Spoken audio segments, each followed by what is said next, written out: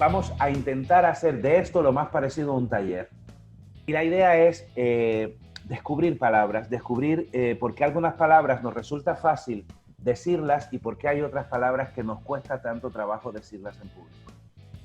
Porque el narrador oral, el cuentero, es un saco de monerías que sobre todo dentro tiene muchos prejuicios, morales sobre todo, que son los grandes prejuicios y el gran enemigo de esta sociedad. Entonces, nos han coartado en la escuela, nos han coartado en la calle, nos han coartado los gobiernos, nos han coartado las culturas y todo ese tipo de cosas. Yo quiero ser teórico, pero no me sale.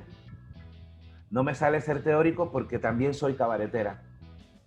Y entonces cuando el teórico sale, la cabaretera se me echa encima y me dice, papi, olvídate de esto, que la teoría es para trascender y el cabareterismo es para gozar. Y entonces me cuesta, pero he intentado en esta búsqueda, y porque es mi preocupación por la palabra y por todas esas cosas, porque para mí la narración oral es un acto poético de comunicación afectiva que ocurre en tiempo real. Es decir, repito, para mí la narración oral es un acto poético de comunicación afectiva que ocurre en tiempo real. ¿Y de qué estoy hablando? Es un acto, evidentemente, porque es un conjunto de acciones que se establecen, porque no es solo lo que tú cuentas, sino lo que dispara en el que escucha. ¿Por qué poético? Seguramente habéis oído hablar de un señor que se llamó Platón. Platón usó un término que está en una de sus obras más importantes, El banquete, que es la poiesis. ¿Qué es la poiesis? La capacidad transformadora del ser humano. Cuando contamos cuentos, nos transformamos, todos, todes, todas. Quien cuenta, quien escucha, quien prepara el cuento, por eso es tan difícil enfrentarse a veces a la literatura a la hora de versionar un cuento literario, ¿no? Porque hay un juego ahí de intercambios, de sinergias, de experiencias vitales, de la vida que ya arrastra el cuento y la vida que yo le quiero dar, y es como esos amantes que queremos meter en el camino correcto. Comunicación afectiva, todos habéis contado alguna vez, y el afecto va desde ese miedo que uno siente a que se le olvide el cuento, hasta esa sensación de gloria y miedo que se juntan cuando uno siente que el cuento llegó a donde iba a llegar. Porque el cuento sin el otro no es nada. Y el otro lo que conjuga con uno es una relación de comunicación afectiva. Y el tiempo real, yo llevo 6 años trabajando con 2 músicos que hacen jazz. Estuvimos este año de gira por Colombia, estuvimos más en Bogotá, Tunja, y hacen jazz con mis cuentos. Yo cuento mientras ellos tocan y ellos tocan mientras yo cuento. Y entonces mi voz se ha vuelto un instrumento, pero yo me he dado cuenta de esa cosa que hablaba, que algunos los más antiguos ya conoceréis, de un señor que se llama Francisco Garzón Céspedes, que él hablaba de que había 5 elementos que eran el narrador, el cuento, el público, el espacio escénico y las circunstancias. Pues ese es el tiempo real. Ese tiempo real en el que tú versionaste un cuento en tu cabecita y dijiste, qué bonito, por ejemplo, la Maite, que voy a ponerla como ejemplo porque además es muy buena escribiendo, o el Mauricio, que escribe también. Tú literariamente elaboras el cuento y es perfecto. Tiene todos los subjuntivos, todas las subordinadas, todas las yuxtapuestas, los signos de puntuación bien puestos, que a los cuenteros nos encantan las comas. Ya tú supiste limpiarte de comas y el cuento está perfilado. Pero cuando lo vas a contar, de nada sirve. Porque la respiración tiene otros derroteros. La respiración tiene derroteros emocionales.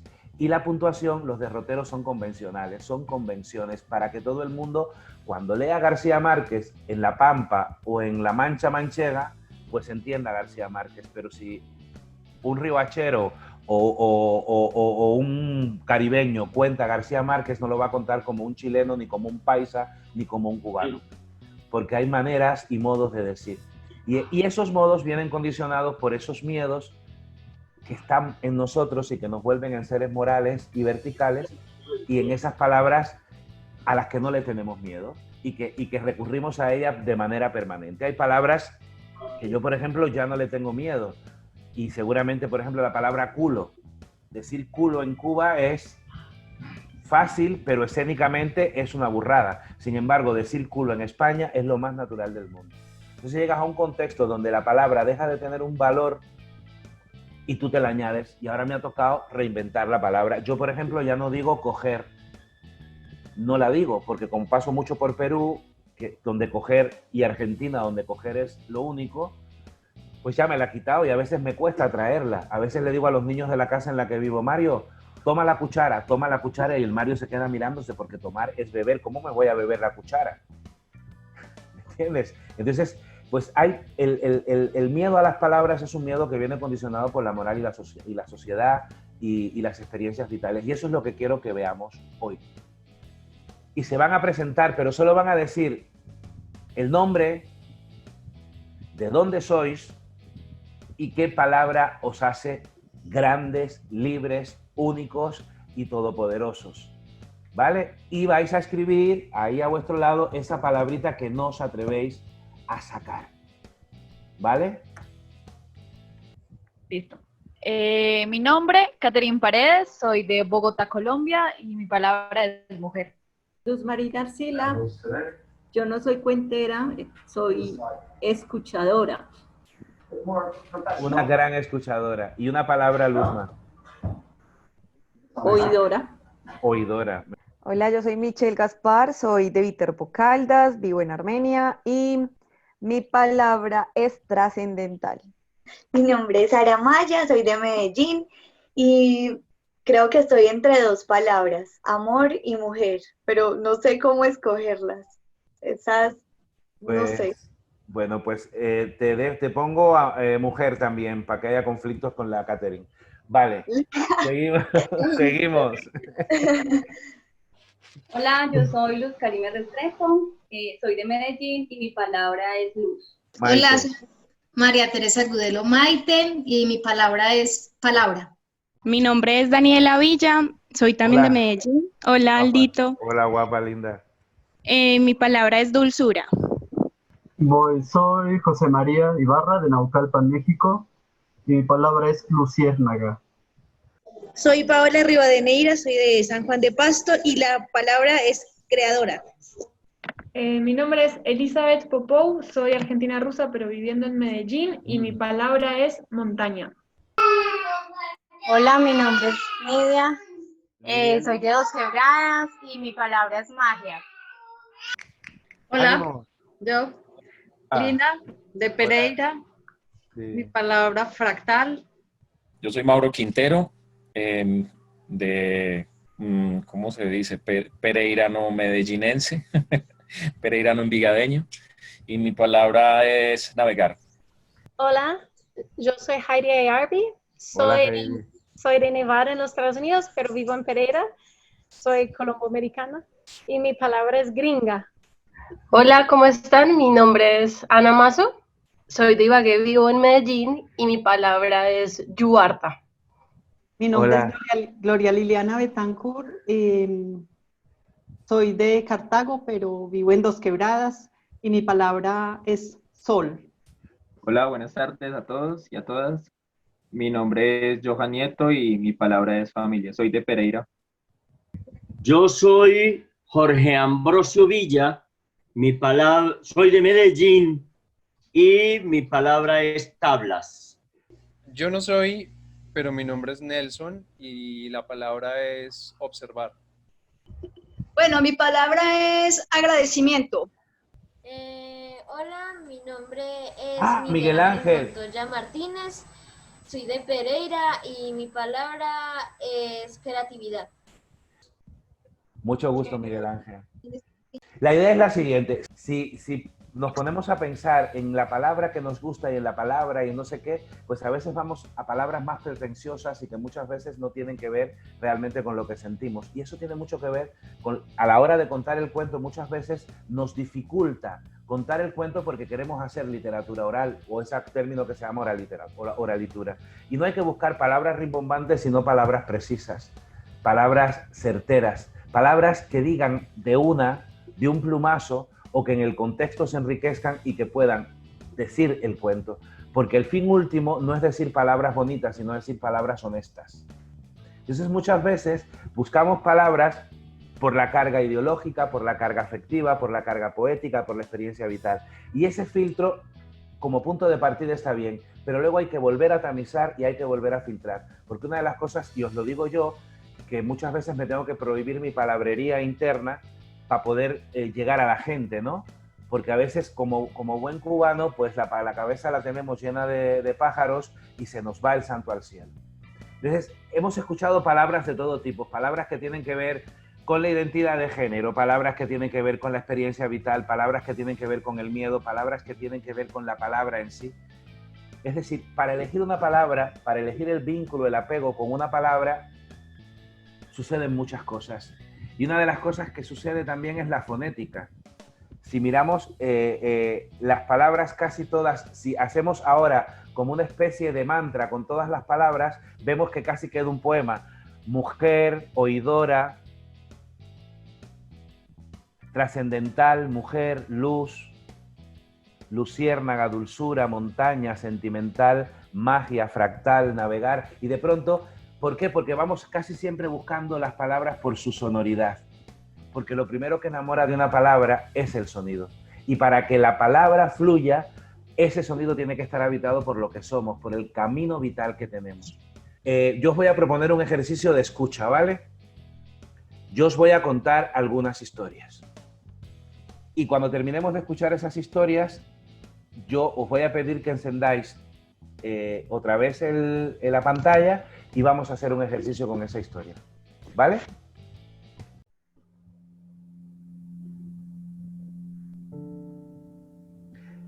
La casa de mi infancia.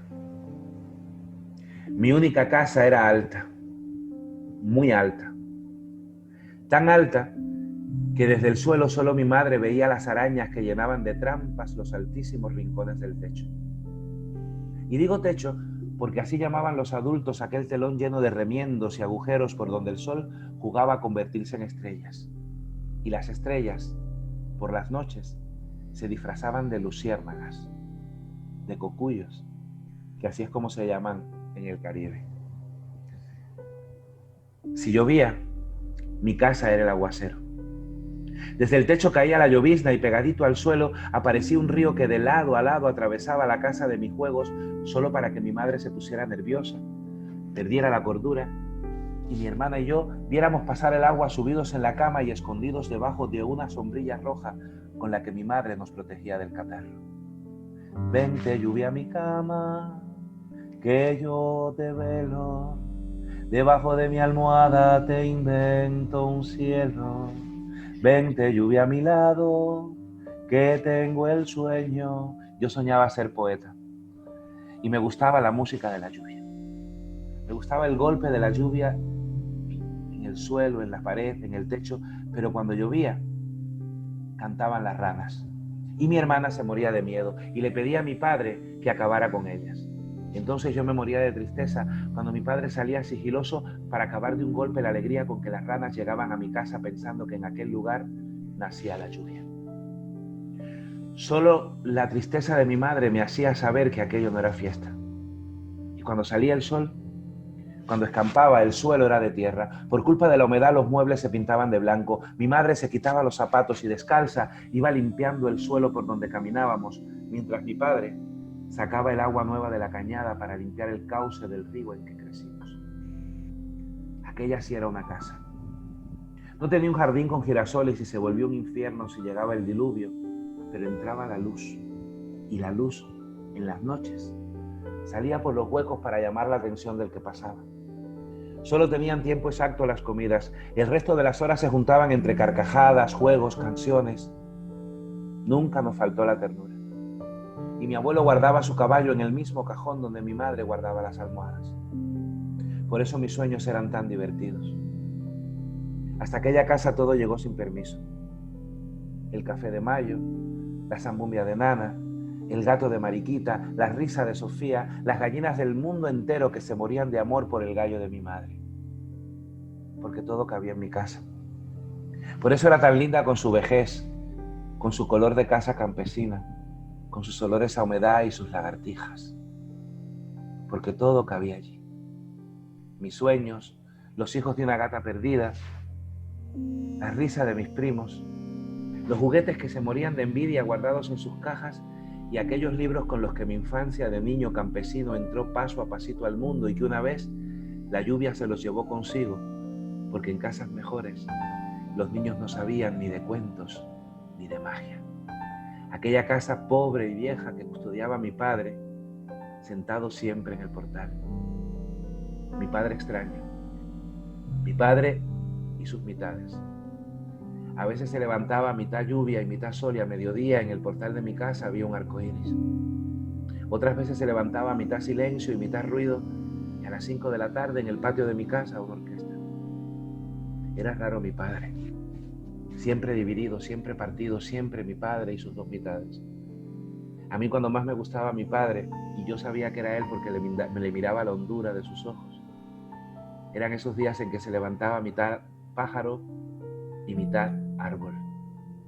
Eso significaba que por la noche, mi padre extraño, mi padre raro, sería un nido y me arrullaría, me mimaría, me cantaría. Un día, mucho después de que el agua se llevara a mi casa, de que el tiempo se empeñara en el olvido, la vida le arrancó a mi padre un trozo de su cuerpo. Y mi padre perdió su mitad de ser, su mitad de soñar. Y se volvió silencio. Y el silencio se hizo ausencia. Y fue tanta la ausencia y fue tanto el silencio que mi padre se fue.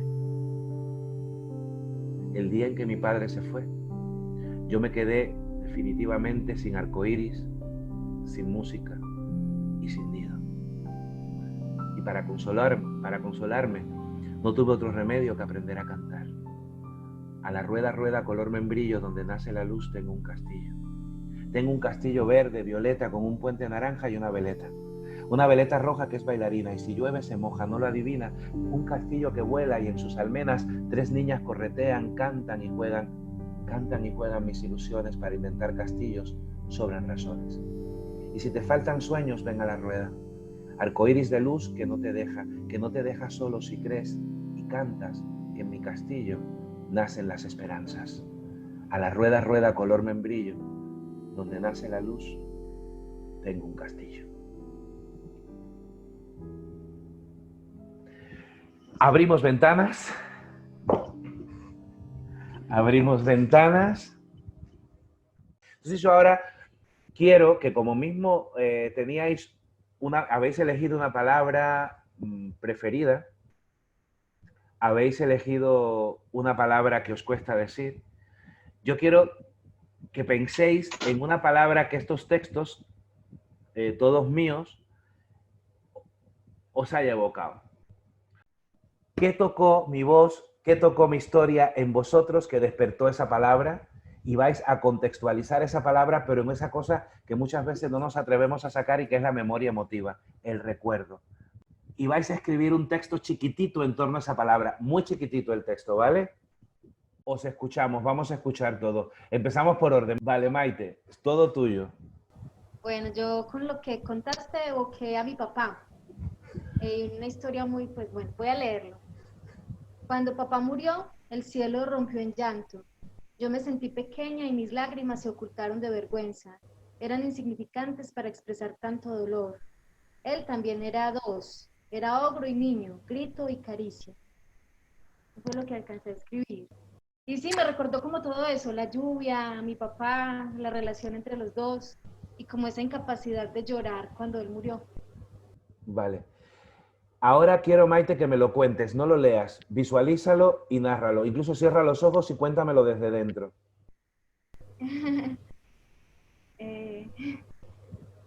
Pero más o menos, pues...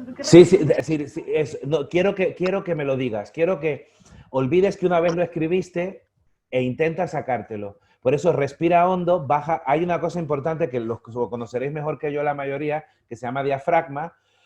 Párelo despacito, ¿no? Sácalo, ¿vale? Para que sintamos qué pasa, ¿vale, Maite?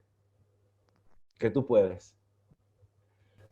Cuando papá murió, el cielo explotó en llanto y yo me quedé en silencio como ante tanta inmensidad y ante la pequeñez de mis lágrimas. Mi papá también era 2, como el papá de Aldo. Era ogro y era niño, era lágrima y era risa. Bien. Muy bien, Maite, gracias. Ahora viene Eli. Eli, bonita. Bueno, mismo ejercicio, entonces leo primero. Sí, igual, vamos a hacer el mismo ejercicio, pero quiero que miréis lo que pasa, ¿no? Quiero que miréis. Bueno, escribí dos microideas en realidad. Ajá. Una dice, la niña quería ser pájaro, no solo por volar alto, sino también por tener un nido en donde encontrar las alas de sus padres, un cálido lugar seguro donde escuchar historias y descansar. Esa es una. Y la otra es nido, tejido con pajas, hojas o hilos. Un nido tejido sobre la rama de un árbol o sobre las frazadas de una cama. Nido donde el abrazo hace sentir en casa. Al fin y al cabo, nos parecemos más de lo que creemos, pájaros y personas.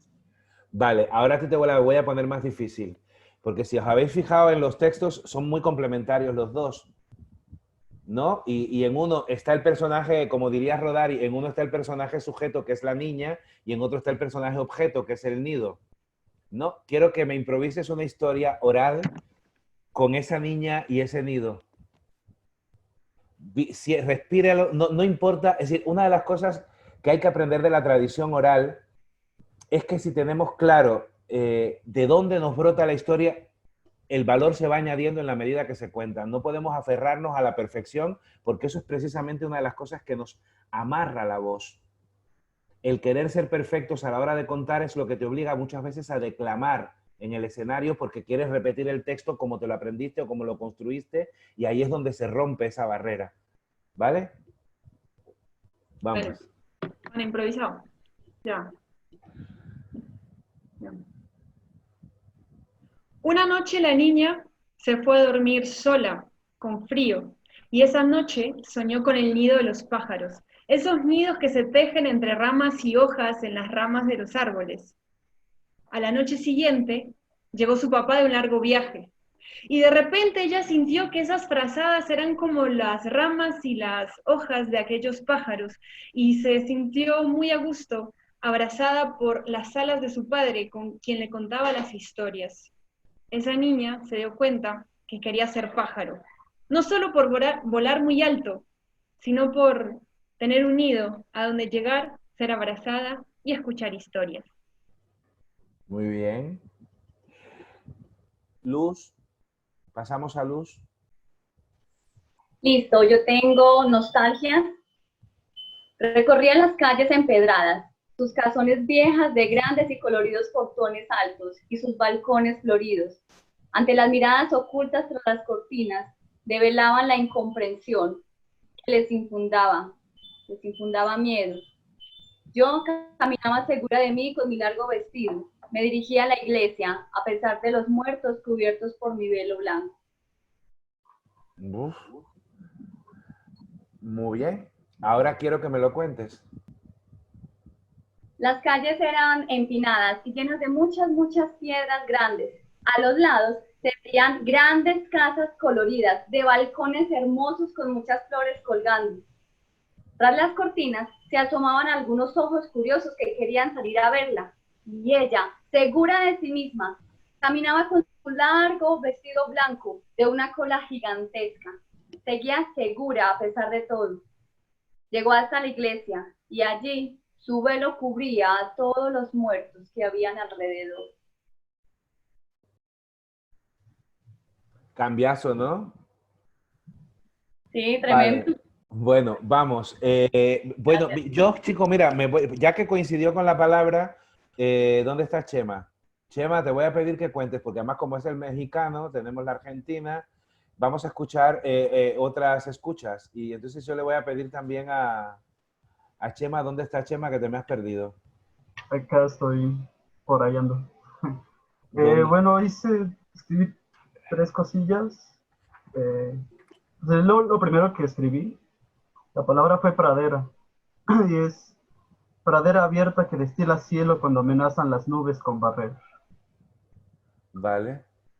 Seguimos. Eso fue lo primero que escribiste. Pero eso es un poema. Bueno, hice un relato que dice algo así como Juana esquiva la pradera donde llueven sus ancestros. Teme en un paso quedar prendada del destino que la sangre le ha leído en esta luna. Joder, tío. Muy bien, ahora cuéntamelo. Eso yo quiero que me lo cuentes. Chango. Visualízame, Juana, visualízame el contar. vestido, la pradera, visualízamelo todo y sácatelo. Hijo de Dios. Bueno. Es que, No, tranquilo. A ver, Chema, papi, es que es mira. Juana. Look at me. Ajá. Look at me. Respira hondo. A ver, bájate las manos de ahí. Esas manos ahí arriba no son buenas. Relaja hombros. Abre la barriguita, el diafragma. Y empieza, no lo saques de aquí, sácalo de abajo. Lánzalo, tíralo hacia arriba. Y empieza, está dentro de ti, sácalo. Hasta donde llegues. Caminando Juana esa noche, tenía el miedo húmedo que corría por sus piernas, recordando fantasmas de su casa, recordando los muertos que aún no eran mayores de edad y aún tenía que destilar. Por eso, al caminar, procuraba cada paso, no dejarlo sin destino, por ahí. Hasta ahí llegué. Vale, pero muy bien, que eso es lo que yo quiero. Y Heidi está por ahí porque la gringa debería hablarnos también. Esa gringa maravillosa que es Heidi, ¿no? Heidi, ¿quieres contar? Tengo un dilema. Yo escribo en inglés. Pues, bueno, pues léelo en inglés y cuéntalo en español. Ok, listo. Vale. I Ok. don't understand, pero vamos a hacer el juego y veamos, porque están pasando cosas muy interesantes que yo no sé si las percibís, pero que ahora vamos a reflexionar sobre ello. Vamos, Heidi. Ok, en inglés el cuento que contabas me recordaba mucho de la casa de mi abuela, que ya es una casa sin tener mi abuela y la familia. Entonces es como de nostalgia, pero ¿qué pasa después? Cuando ya no está la bulla, ya no está el amor, ni la lluvia, ni la casa abandonada, digamos. Snowbanks lean against the white clapboard, seeping, damp. The music of frying lefse is just a memory. The song, thin and faded. The coffee is now cold. Ahora cuéntamelo en español. Bueno, voy a ensayar. Las bancas de nieve se amontonan y se acuestan sobre la madera de la casa. Déjame pensar en la palabra. La humedad entra, se dispersa. La música de la cocina ya solo es un recuerdo. Ya el café está frío. Bueno, eso me ha hecho llorar. Bueno, a ver, gracias. ¿Qué habéis sentido? ¿Qué habéis visto? Es decir, cuando escribimos nos metemos en un proceso casi grave, ¿no? Es que es nuestro pensamiento, nuestra palabra, nuestra trauma, nuestra relación, y estamos buscando una música que nos apapache, que nos consuele, y casi todos cuando escribimos buscamos ese juego poético, ¿no? Ese equilibrio de ir acompasando la palabra, pero cuando vamos a hablar hay que romper. Porque si no, no fluye. Porque si no, se queda encerrado. Y la idea de encontrar esta palabra habitada es saber que está sostenida y sujeta en toda esa memoria emotiva que nos hace pensar en cómo se acumula la nieve, en cómo se dispersa la humedad, en cómo la cara. Yo, por ejemplo, estoy viendo en este caso, el haberte entendido, Heidi, ya supuso un cambio. Pero, por ejemplo, la cara de Maite cuando estaba leyendo era grave. Sin embargo, cuando Maite sale de su gravedad, se ilumina. Eso es a lo que yo le llamo la palabra habitada. Esa palabra que te sale del corazón, pero que ya está en otro corazón, que no es el corazón fisiológico ni en ese corazón ñoño, sino es ese corazón que late en todo el cuerpo. Porque las palabras están colocadas en diferentes partes del cuerpo. Y según las circunstancias, según el momento, las vamos a manejar y las vamos a llevar a uno u a otro lado. Entonces, ¿a dónde quiero yo llegar? o pretendía yo llegar con este taller, pero sigo pretendiéndolo porque todavía no hemos acabado. ¿A qué hay que pensar las palabras? Hay que colocarlas más allá de donde las colocó la literatura y donde las colocó la vida. Hay que darles un bañito, y es como cuando reciclamos un traje, cuando reciclamos un par de zapatos, cuando reciclamos una falda vieja y la convertimos en cartera. Hay que darle utilidad a la palabra, hacerla objeto, y tocarla, y sentirla, y palparla, y acariciarla. Porque la palabra muchas veces no vuela lo suficiente porque nosotros no la tenemos bien colocada, y entonces la voz se oprime y la palabra no fluye, no salta, no vuela.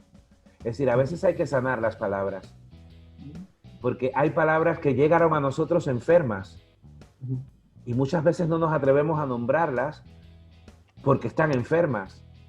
Pero nos toca a nosotros sanar esas palabras y darles un contexto en que la palabra, por ejemplo, y lo hemos visto ahora mismo, yo cuando, es decir, yo entendí algo del texto de Heidi, pero cuando Heidi empezó a contar y de pronto empezó la nieve que no era nuestra, la humedad que no era demasiada nuestra, pero cuando de pronto Heidi dijo, y el café está frío, de pronto hubo anclajes con el café.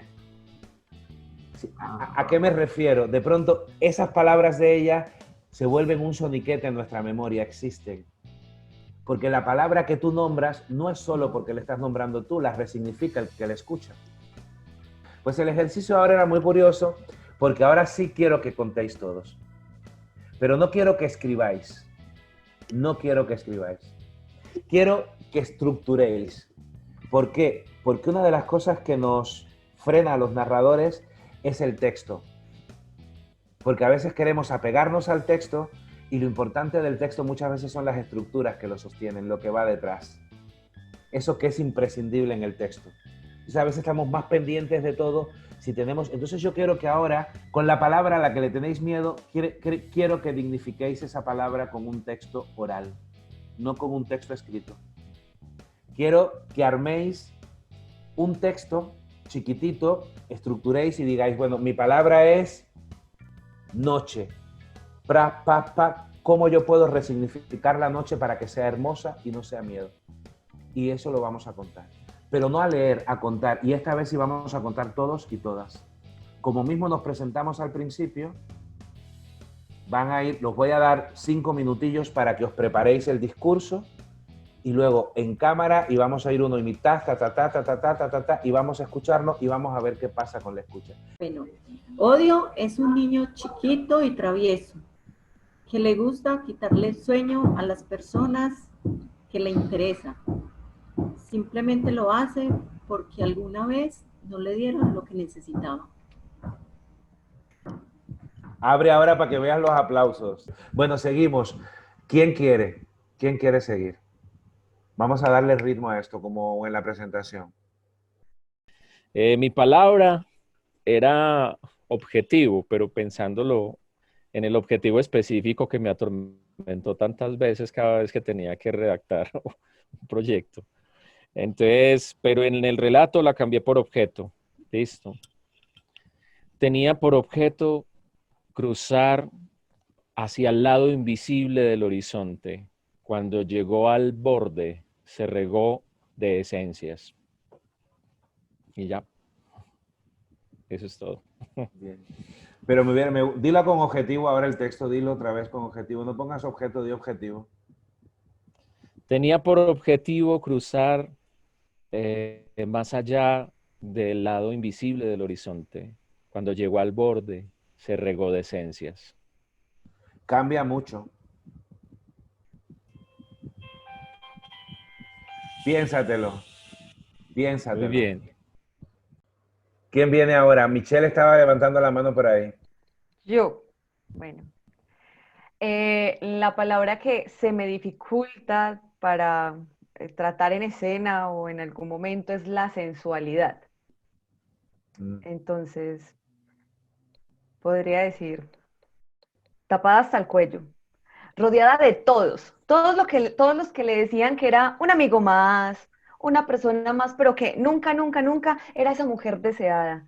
Así que tapada, cubierta y llena de libros hasta el copete, empezó a valerse de las palabras que podrían llegar desde el oído y recorrer hasta la punta de los pies. Y luego, cuando las palabras estaban cubiertas de toda la pasionalidad, allí, en una habitación oscura, con cualquier persona y con poquita ropa, podría alcanzar esa sensualidad tan añorada, tan anhelada, y volverla a escribir. Muy bien. Te voy a pedir, Carol, una cosa. Échate para atrás. Como tengo confianza con la Carol, para que veáis una cosa. Sí, échate. Ponte tímida. Ponte tímida. Voy. Para que veáis una cosa, ¿vale? Es que bueno, después tú y yo tenemos que hablar. Siéntate, no, si quieres siéntate en la silla, así siéntate y ponte tímida, ponte en actitud de timidez. Ya estoy tímida. Eso, sácame la timidez que hay en ti. Y la timidez del primer abrazo que nos dimos en Marsella esa vez. Y ahora, sin gestos, sin nada, desde ese lugar, cuéntame lo mismo. Así como estás. Okay. Despacito, sin prisa, no tienes que llegar a ningún lugar. Tapada hasta el copete.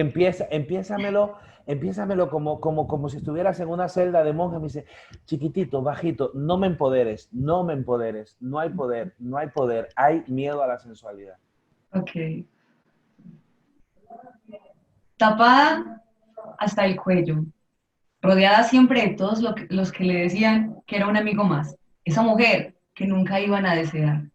Así que ella, con tanta ropa y también hasta el copete llena de libros, empezó a consumir esas palabras que podían llegar desde la oreja y recorrer hasta la punta de los pies, y luego, en una habitación oscura, con cualquier persona, poquitica de ropa, podría llegar a esa sensualidad tan anhelada y volverla a escribir una y otra vez. Bien. ¿Habéis percibido cómo cambiar de actitud con el cuerpo te cambia el color de la voz? Sí. ¡Qué nervios! No, pero a ver, lo hago contigo porque tengo confianza, pero que también es eso. Muchas veces es jugar con el cuerpo, no imponerle al cuerpo. Si ya tú le tienes miedo a la palabra, ¿por qué le vas a imponer al cuerpo que diga lo que tú no quieres decir? Ella tenía planeado su viaje minuto a minuto. Cada acción que iba a hacer, cada palabra que iba a decir. El objetivo estaba claro, no iba a permitir ninguna distracción. Pero él apareció. Primero fueron sus dedos los que tuvieron contacto con su piel. Y luego, un beso selló todo. El plan fracasó, pero el amor surgió. Vale. Hay una cosa que se llama respiración que es importante. El valor, es decir, la sensualidad, más que en el cuerpo y en el gesto, está en la respiración. Un bolero. Pero muy bien, gracias, Catherine. Un besito, mi amor. Seguimos, ¿quién viene ahora? Ya, ahí me escuchan. Hola. Lo siento, tuve muchísimos problemas técnicos, lo siento. No te preocupes. Bueno, mi palabra es silencio, perdón. Y lo que intenté construir en este momento fue, los dos se encontraban parados en la sala mirándose fijamente, buscando tal vez las palabras correctas, pero el silencio, que es más inquieto y travieso, los encontró primero, dejando que el amor los contara a los dos. Vale, olvídate del texto. Ponte derechita. Ya. Eso, ponte derechita y mira, hazte la idea que bájame un poquito la mirada, baja, ahí, y ahora cuéntamelo. Olvídate del texto, cuéntamelo, lo que te venga a la mente. Se encontraban los dos ahí, en la sala, mirándose fijamente sin encontrar las palabras precisas, pero el silencio, que es inquieto y travieso, los encontró primero, dejando que el amor los cuente a los dos. Vale, ve más despacito, no está en la memoria, sácatelo de adentro. Camíname la sala, entra el amor, entra el miedo, entra todo. Quiero que te habiten los personajes. Vale. Ella entró a la sala buscando qué decirle, buscando esos ojos que siempre le habían llegado al corazón. En ese momento se los topó y los dos empezaron a buscar las palabras precisas, las palabras exactas para hacer del momento algo maravilloso. Pero el silencio en medio de la inquietud y de las grandes paredes de la habitación logró filtrarse. Y el silencio terminó por contarlos a los dos, dejando que el amor los haga. Muy bien. Habéis visto que en la medida en que uno empieza a sacar afuera, a visualizar y a construir el espacio en el que sucede el cuento empieza, la palabra empieza a, no se vuelve el ritmo que te va marcando el texto que escribiste a nivel literario. Es importante eso, verlo afuera. Cuando ya lo tengo, ¡puf!, saco y como que lo vuelvo a meter. Es como reinventarse a Stanislavski, ¿no? La experiencia vital la utilizo, pero luego la vuelvo a tirar para que parezca que le estoy tomando en ese momento. Decía Federico Martín, o dice, porque no se ha muerto todavía, tiene muchos años, un cuentero español que trabajó muchos años con Gloria Fuerte, y es un folclorista maravilloso, que el cuentero es un pozo evocador de la memoria. ¿Mm? Entonces, es decir, es como que si tú no lo sabes, y como decía Mayra Navarro, mi maestra, es como una conciencia inconsciente. Sí, que parece que no, pero sí. Tú lo sabes, pero te lo estás inventando porque lo estás haciendo especial para ese momento, ¿vale? Seguimos. Gracias, Jazz. A ti, gracias. Seguimos. ¿Quién viene ahora? Sí, vale. Nelson. Listo. Límites lo despertaba en la mañana. Límites se sentaba a su mesa, al almuerzo y a la cena. Límites se metía en cada una de sus ideas, de sus sueños, de su respiración. Una tarde, Muerte pasó por su casa y sin que Límites se diera cuenta, Muerte coqueta le tiró un beso. Esa noche él se sentó a la mesa con Límites y cenaron juntos. Luego se fueron a la cama juntos. Al otro día, como cada mañana, Límites lo despertó, pero esta vez notó que sus labios olían a muerte.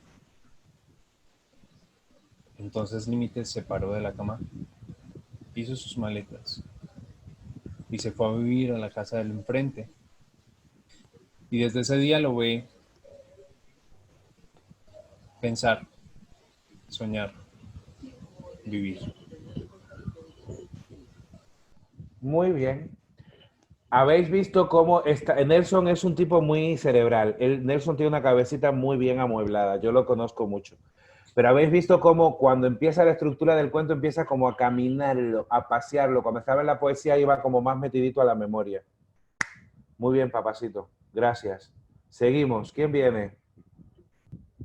Callar es un monstruo que puede ser pequeñito y en ocasiones un buen consejo, pero en otras, callar es un monstruo grande, muy fuerte y oscuro que oprime el pecho.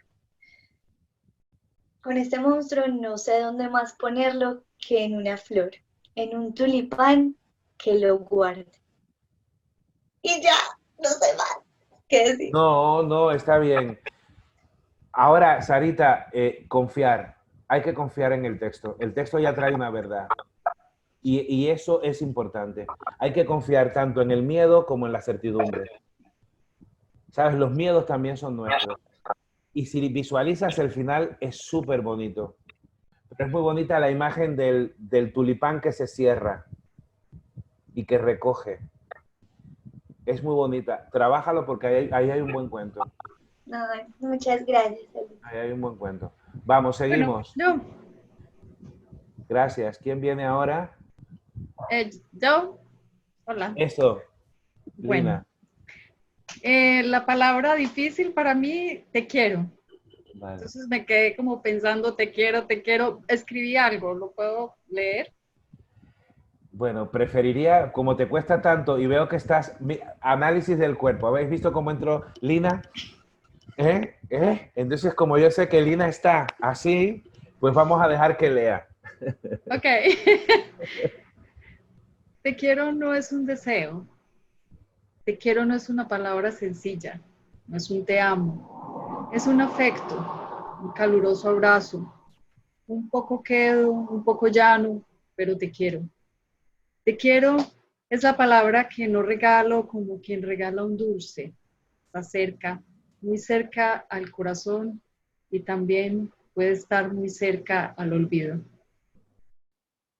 Es un bonito poema. Ahora, piénsatelo luego cuando te llegues a tu casa, agarra ese texto, imprímelo y ponlo en tercera persona. Y y cuéntate tú desde fuera. Sal de ti, espíritu del mal, tú sal de ti, mírate y cuéntate eso en tercera persona y verás lo que pasa porque hay una historia súper bonita ahí también. Okay.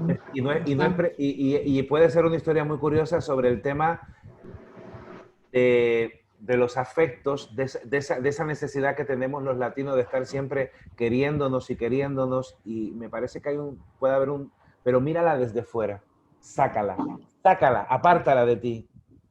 Ajá. Que se vaya por allá y mírala, cómo se mueve, cómo camina, cómo pisa con garbo, cómo no necesita decir te quiero porque se quiere. ¿Sabes? Okay. Ahí hay un juego. Seguimos. Gracias. Vale. Bueno, Chema. Voy. Bueno, la palabra es valores. Valores. Valores. ¿De bolsa?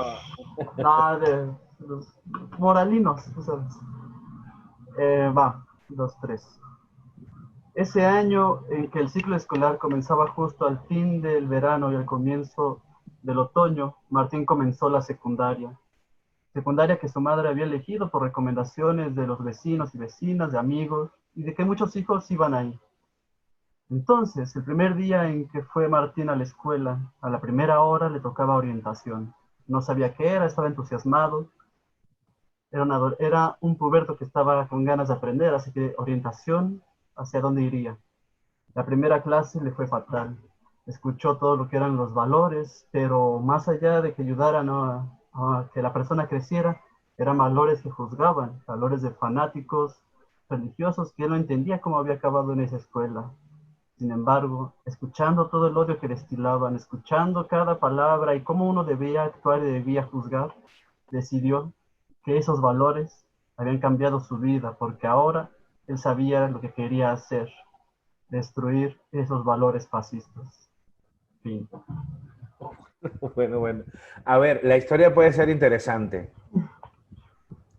Ahí hay, claro, ¿qué pasa? Que tú, es decir, es muy filosófico lo que estás planteando. Entonces hay mucha información, límpiala de polvo y paja, sintetízala, sasca, secuénciala. Él llega, ¿cuáles son los valores? ¿A qué se enfrenta la duda? Visualízamelo. ¿Qué le dicen esto? Y él se da cuenta de que todo. Eso, visualizar, porque el poeta no ve, el poeta siente. El poeta es como dice un poema de Elena Tamargo, como quien borda a oscuras un pañuelo. El poeta va intuyendo, el cuentero tiene que verlo, porque en ese ver, y entonces aquí hay muchas cosas que no están vistas, que no están bordadas, y entonces es como, ¡praf! Sácalo. Okay. Vale, gracias. ¿Sí? Seguimos. ¿Quién viene ahora? Yo. Ahora, gracias, Lili.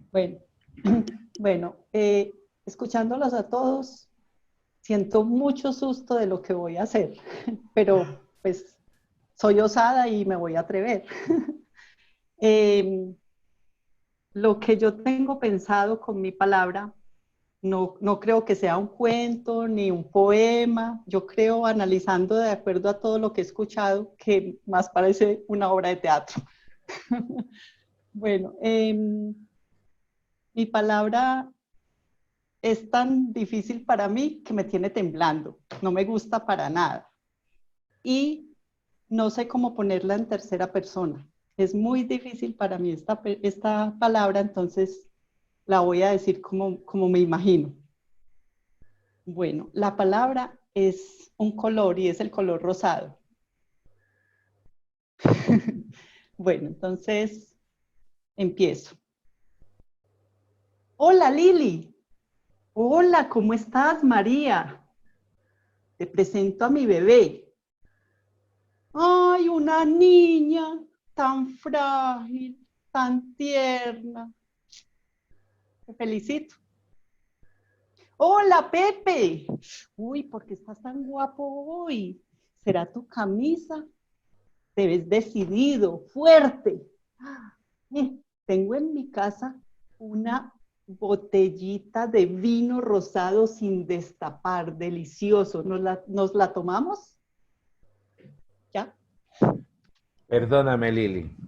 A ver, ¿habéis visto lo que ha pasado con el miedo que empezó y cómo se arrancó y empezó prácata? No es que ese texto está es muy curioso ese texto. Es un poema.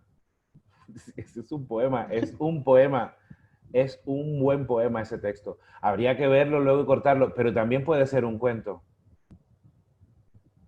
Que se llame así, No. Rosado. No supe cómo ponerlo en tercera persona. Pero no hace falta, porque además si tú has hecho un acto, mira, lo que ha hecho Lili ahora es lo que se llama catarsis, y por eso empezó con ese miedo, me tiemblan las manos, pero cuando se empodera en la catarsis, fluye. ¿Por qué? Porque está bien estructurado lo que quiere decir. Está el tema de la niña vestida de rosa, el hombre con ese color, y ¿sabes? Como que todo se construye, y como que todo hablando de valores, se cambia el valor que tiene el color rosado. Y deja de ser la ñoñería frágil de la niña y se convierte en un acto erótico y sensual de vamos a compartir el vino rosado, ¿no? Es decir, cómo vamos de la ingenuidad a la sensualidad. Y a mí me parece que ese texto me ha gustado. Si no lo tienes escrito, escríbelo. Porque es un texto, pues escríbelo porque es un texto para trabajar muy interesante. Mi palabra es pico. Puede parecer una palabra inocente y simple.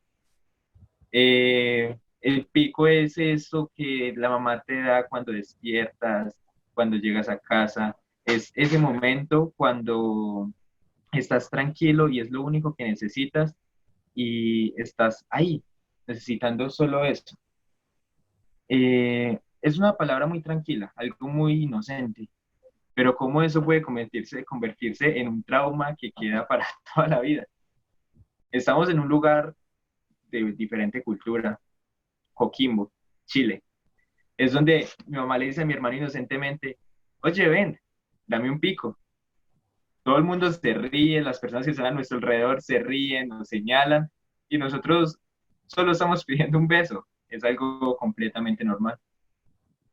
Entonces, ahí es ahí cuando nos queda esa duda, ¿qué es pico? Nos ponemos a buscar en el chilenismo y nos damos cuenta que es el aparato reproductor masculino. Bueno, vaya trauma, tratar de eliminar esa palabra de nuestro vocabulario.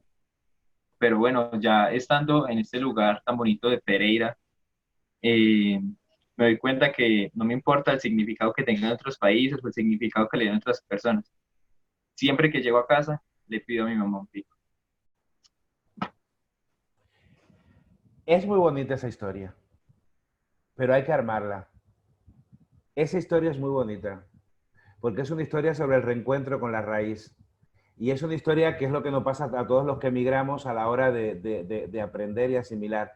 Es decir, estás muy nervioso, tienes la boca seca, no sé si tendrás agua, pero bebe ya agua, o si no, muérdete la lengua, porque tienes la boca seca, que no se te han cuarteado los labios de milagro, pero estás con la boca súper seca.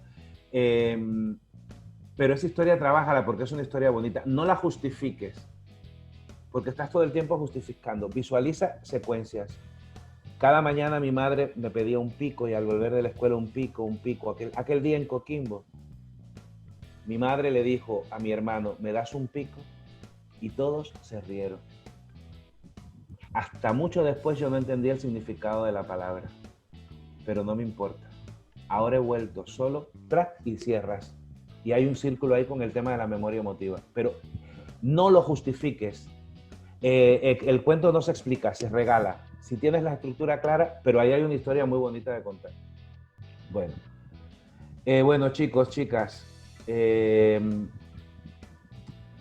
la idea de este encuentro que se nos ha ido de las manos un poquito era, yo la paso muy mal, ahora mismo tengo muchas ganas de dar abrazos porque a mí me parece que el final de un encuentro debe ser dar un abrazo, pero sobre todo era hacer pensar a la gente en la importancia que tenemos en que tenemos que tejer con las palabras una historia más allá de lo que significan, más allá de lo que dice el diccionario, más allá de lo que dice la moral.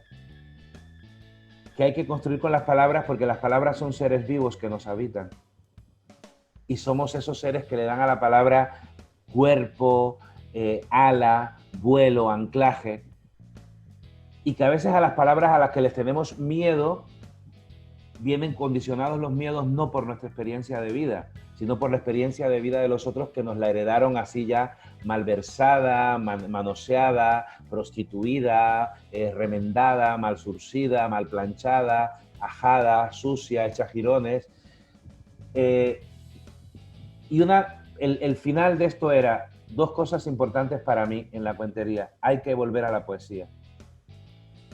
Si habéis visto, hay una necesidad inherente en el ser humano a contarse, y esa necesidad de contarse y de autoconsolarse y de autogestionarse los miedos es la poesía.